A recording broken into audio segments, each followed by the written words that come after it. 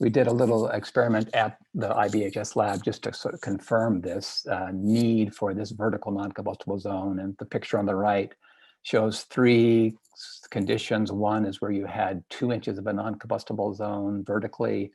The middle picture is the siding going all the way to the ground.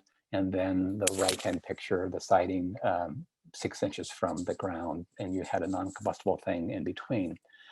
The embers from the generators at the lab ignited pretty easily the wall with no clearance, and embers did not ignite the other 2 conditions of 2 inches and 6 inches.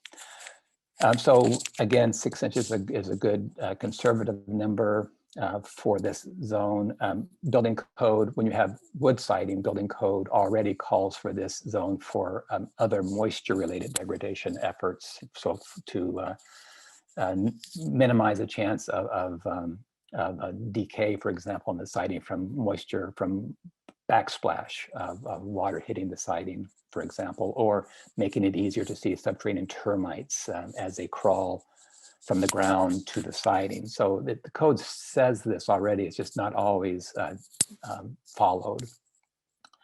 And the other reason for using 6 inches as opposed to the 2 inches, which clearly worked for strictly an ember exposure, is that it just provides more protection for debris that might happen to blow up against the siding during a wildfire event, for example.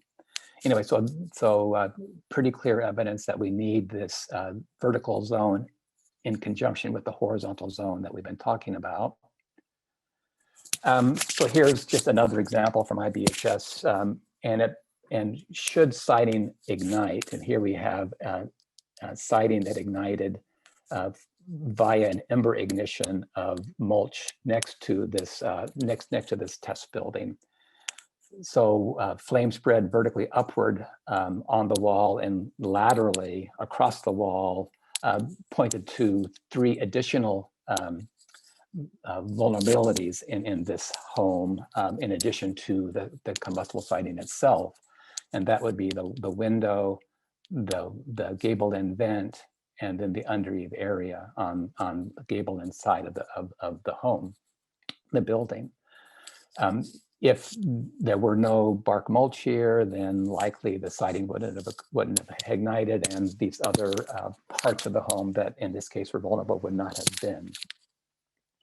So just important to acknowledge how ignition from bark mulch or wood mulch near the home can result in fire entering the home or your home in any number of ways. The siding plus these other components that need to be, has to provide sort of comparable protection as every other component.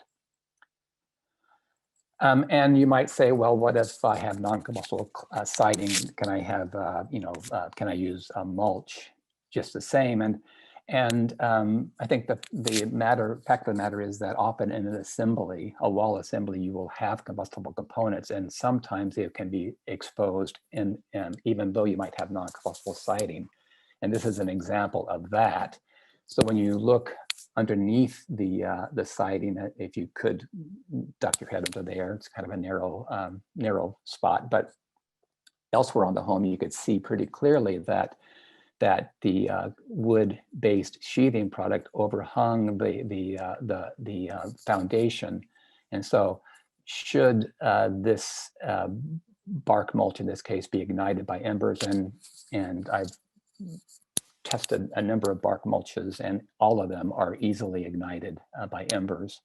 So ember ignition of this bark mulch, flame spread to the building, and then ignition of this the combustible part of this wall assembly seems pretty likely, and that would be the pathway into the home itself.